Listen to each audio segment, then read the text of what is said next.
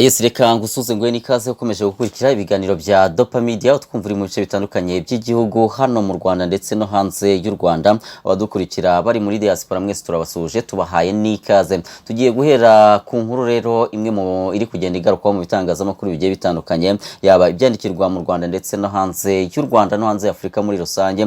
Akaba ari inkuru rero ivuga ko muri Sudan Yepfo hazamutse ubwoba nyuma yo gufungwa Visi Perezida wa kino gihugu. Turaza kuva kuri no nkuru rero turebe n'izindi nkuru zigiye zitandukanye. Turaza kukubwira ko Bubuligi bweruye butanga umucyo ku by'abasirikare ba kino gihugu bari kubarizwa muri Repubulika Iharanira Demokarasi ya Congo. Turaza kugaruka no ku nkuru zivuga ku Rwanda cyangwa se zivugwa ku Rwanda, aho u Rwanda rwitabiriye inama y'akanama gashinzwe amahoro n'umutekano ku isi yiga ku bya Congo cyangwa se ku bya Repubulika Iharanira Demokarasi ya Congo. Turagaruka rero no kuri no ndege, ni indege yerekezaga Ishangayi ikaba yageze mu nzira irakata nyuma y'uko rero umupilote cyangwa se uwari uyitwaye yari yibagiwe bimwe mu byangombwa bye cyangwa se mu bimuranga. Ni mu gihe rero abadepite bo muri Leta Zunze Ubumwe za Amerika basabye leta cyangwa se Repubulika ya Demokarasi ya Congo guhagarika ubufatanye ifitanye na FDLR. Izi ni zimwe mu nkuru tugiye kugarukaho hano kuri Dopa Media. Nizera ko umeze neza cyane ukomeje gukurikira ibiganiro byacu. Muvuga ngo kagira inkuru. What are you doing? Seriously? Honestly? Reka duhere muri Sudan Yepfo. Hari inkuru rero iri kugarukwaho mu bitangazamakuru bigiye bitandukanye ivuga ko muri Sudan Yepfo hazamutse ubwoba nyuma yo gufunga cyangwa se nyuma y'ifungwa rya Visi Perezida wa kino gihugu cya Sudan Yepfo. Perezida wa Sudan Yepfo Salva Kiir yatanze itegeko ryo guta muri yombi bita Visi Perezida Machar.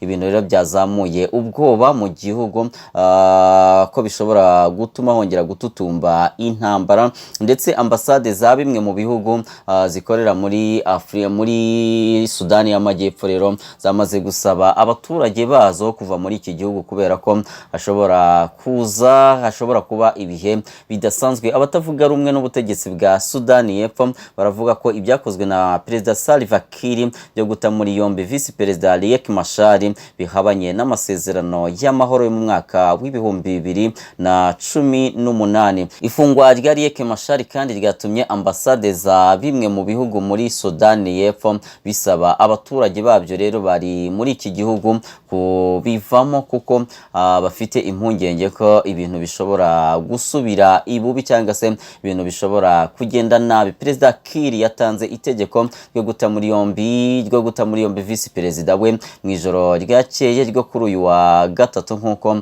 bikubiye mu itangazo ryashyizwe hanze n'ishyaka rya Machar. Abashinzwe kurinda umutekano wa Visi Perezida Machar kandi nabo bambuwe imbunda bajyanwa ahantu hatazwi nk'uko biri muri rino tangazo ryashyizwe hanze rero kuri uyu wa kane. Imodoka za gisirikare z'ibifaru zigera kuri 20 zinjiye mu rugo rwa Machar ruri Ijuba mu murwa mukuru wa Sudan Yepfo mu ijoro ryo kuri uyu wa gatatu, ari nabwo rero yahitaga atabwa muri yombi. Nicholas Hayson, intumwa yihariye ihagarariye umunyamabanga mukuru w'umuryango w'abibumbye muri Sudan Yepfo, yanenze iki gikorwa cyo guta muri yombi Visi Perezida. Yagize ati iri joro abayobozi b'iki gihugu bongeye gusubira mu makimbirane mu gihe hari harimo haterwa intambwe yo kuzahura amahoro ndetse na demokarasi. Ibiro bya ambasade z'ibihugu bimwe na bimwe muri iki gihugu cya Sudan Yepfo byafunze imiryango ndetse zibuza abakozi bazo kujya ku kazi, banasaba abaturage babyo kuva muri iki gihugu mu gihe indege zirimo gukora ingendo. Katuve kuri Sudan Yepfo duhite twerekeza ku gihugu cy'Ububuligi. Ububuligi bweruye butanga umucyo ku by'abasirikare babwo bavuga ko bari muri Repubulika Iharanira Demokarasi ya Congo. Guverinoma y'Ububirigi yahakanye amakuru avuga ko igihugu cyohereje abasirikare benshi ndetse n'ibikoresho bya gisirikare bya rutura muri Repubulika Iharanira Demokarasi ya Congo, ariko yemera ko hari abasirikare batandatu bacyo bari mu gace ka Kidu, harimo ahanga akaba ari mu birometero bigera kuri 400 uvuye i Bukavu. Ivuga n'icyabajyanye. Ni nyuma yuko rero havuzwe amakuru yuko iki gihugu cy'Ububirigi cyohereje abasirikare benshi ndetse n'ibikoresho bya gisirikare birimo intwaro za rutura muri Repubulika. Ntabwo isi yigeze iba umudugudu aho umuntu ashobora kuba hashaka byoroshye nk'uyu munsi. Umva iyi nkuru. Ku isi hari abantu miliyoni 130 bavuga ikidage.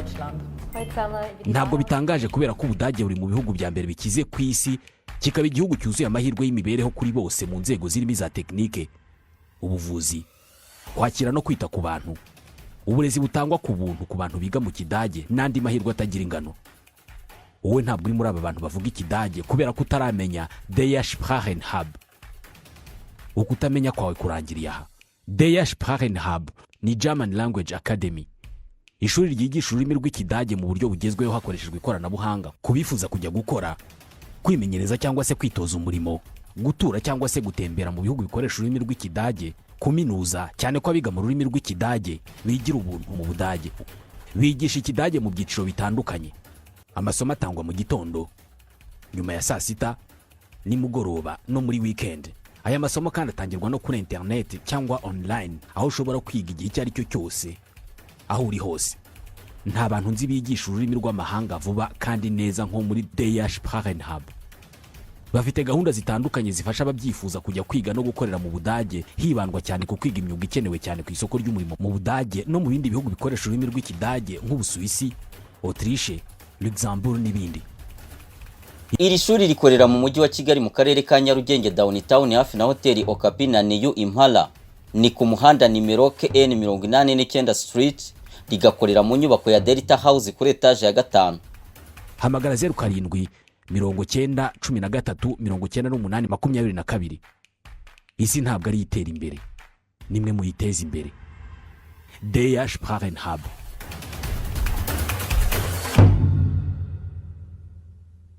Kare birimo intwaro za rutura muri Repubulika Iharanira Demokarasi ya Congo. Inkuru yanditswe n'ikinyamakuru The Great Lakers A bivuga ko rero ibi byakozwe tariki ya 17 Werurwe 2025, aho Ububirigi ngo bwohereje abasirikare bari hagati ya 300 na 400 bagiye rero guha imyitozo FARDC cyangwa se igisirikare cya Repubulika Iharanira Demokarasi ya Congo, ndetse no gufasha iki gisirikare cya Repubulika Iharanira Demokarasi ya Congo mu rugamba gihanganyemo na AFC M23. Agira icyo avuga kuri aya makuru yatangajwe na The Great Lakers A, Minisitiri w'Ububanyi n'Amahanga w'Ububirigi Maxime yamaganye yivuye inyuma, avuga ko ari amakuru y'ibinyoma. Icyakora yavuze ko ati hari itsinda ry'abasirikare b'Ababirigi bagera kuri 6 bari muri Kindu mu rwego rwo gushyira mu bikorwa inkunga y'Ububirigi yo guha igisirikare cya Congo ibikoresho bitari ibyo kurwanisha. Yakomeje agira ati nta basirikare boherejwe bagamije kugira uruhare mu bikorwa bya gisirikare ibyo ari byo byose, kandi Ububirigi ntibuteganya kubikora. Tukiri ku nkuru zigaruka ku Rwanda, u Rwanda rwitabiriye inama y'akanama gashinzwe amahoro n'umutekano ku isi yiga ku bibazo bya Repubulika.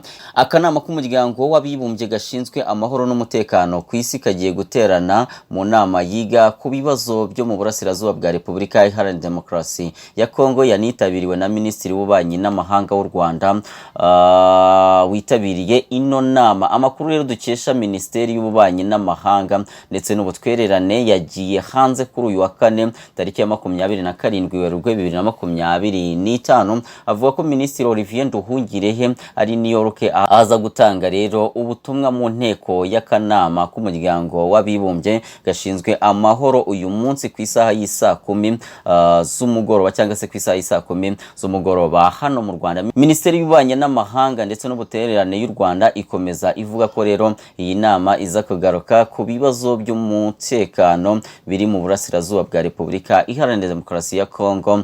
Inteko y'akanama k'umuryango w'abibumbye gashinzwe amahoro n'umutekano ku isi gateranye nyuma y'iminsi ibiri abakuru b'ibihugu bagize imiryango ya EAC na SADC bakoze inama yo ikaba yarigaga rero ku bibazo bimaze igihe mu burasirazuba bwa Repubulika Iharanira Demokarasi ya Congo. Iyi nama rero yafatiyemo imyanzuro inyuranye irimo ishyirwaho ry'abahuza mu gushaka umuti w'ibibazo aribo Olusegun Obasanjo wigeze kuba perezida wa Nigeria ndetse na Uhuru Kenyatta wabaye perezida wa Kenya, ubica Garema Motlanthe wabaye perezida wa Afrika y'Epfo ndetse na Catherine Samba Panza wabaye perezida wa Repubulika ya Central Africa ndetse na Sahle-Work Zewde wigeze kuba perezida wa Ethiopia. Abagabo rero nibo bashyizwe kugira ngo bite ku cyangwa se babe abahuza ku bibazo bya Repubulika Iharanira Demokarasi ya Congo cyangwa se ku bibazo biri mu burasirazuba bwa Congo. Muri iyi nama kandi abakuru b'ibihugu basabye abayobozi b'imiryango ya EAC ndetse na SADC gutegura ikiganiro mu gihe kitarenze iminsi 7 bakaganira n'abahuza. Mbere yuko twerekeza kuri no nkuri bisa nkaho isekeje, indege yahinduye icyerekezo kubera ko wari uyitwaye yarabuze ibyangombwa. Reka tubanze tubagezeho ino nkuru rero, nayo akaba ari inkuru ivuga ko abadepite bo muri Leta Zunze Ubumwe za Amerika basabye leta ya Repubulika ya Demokarasi ya Congo guhagarika ubufatanye na FDLR. Abadepite bo muri komisiyo y'inteko ishinga amategeko ya Leta Zunze Ubumwe za Amerika ishinzwe ububanyi n'amahanga basabye ko ubutegetsi bwa Repubulika ya Demokarasi ya Congo buhagarika ubufatanye bugirana n'umutwe w'iterabwoba wa FDLR. Batanze rero ibi bitekerezo bashingiye ku kuba ibisobanuro bahawe na Depite Ron Jackson uherutse kugirira uruzinduko muri Repubulika Iharanira Demokarasi ya Congo n'u Rwanda, Uburundi, Uganda ndetse na Uganda, aho yahuye rero n'abakuru b'ibihugu bamusobanurira amateka y'umutekano muke mu karere ka Afurika y'ibiyaga bigari. Nkuko twari twabibasezeranije, reka dusoreze kuri ino nkuru. Ni inkuru ivuga ko indege yerekezaga ishanga yakatiye mu nzira nyuma yo gusanga umupilote yibagiwe passport. Sosiyete ikora ubwikorezi bwo mu kirere United Airlines yatangaje ko indege yayo yavaga i Los Angeles yerekeza Shanghai mu Bushinwa byabaye ngombwa ko isubira igitaraganya ku butaka nyuma yo gutungurwa rero nuko umwe mu bari bayitwaye yibagiwe passport ye. Iyo ndege yahagurutse ku kibuga cy'indege mpuzamahanga cya Laxi mu masaha y'isa 8 kuwa gatandatu tariki ya 22 Werurwe 2025. Nyuma y'amasaha abiri indege yari itwaye abagenzi 257 iri mu kirere. Umupilote umwe yaje kwibuka ko yibagiwe passport ye. Byabaye ngombwa rero ko iyi ndege ijya kuruhukira ku kibuga cya San Francisco. Mu itangazo United Airlines yashyize hanze yavuze ati umupilote yasanze nta passport yagendanye mu ndege. Byabaye ngombwa rero ko dushaka irindi tsinda rigomba gutwara abakiriya aho bari bagiye muri uwo mugoroba. Abakiriya rero bahawe impozamarira. Ngayo nguko rero, reka nkushimire kuba ukomeje gukurikira ibiganiro bya Dopamedia. Nizera ntashidikanya ko wamaze gukora subscribe hano, hanyuma niba waramaze kuyikora ujye wibuka kugira gute, ujye wibuka gusharinga cyangwa se gusangiza abagenzi bawe ibiganiro byose bica hano kuri Dopamedia. Jabless Nyagasana akomeza abarinde ibihe bibahera.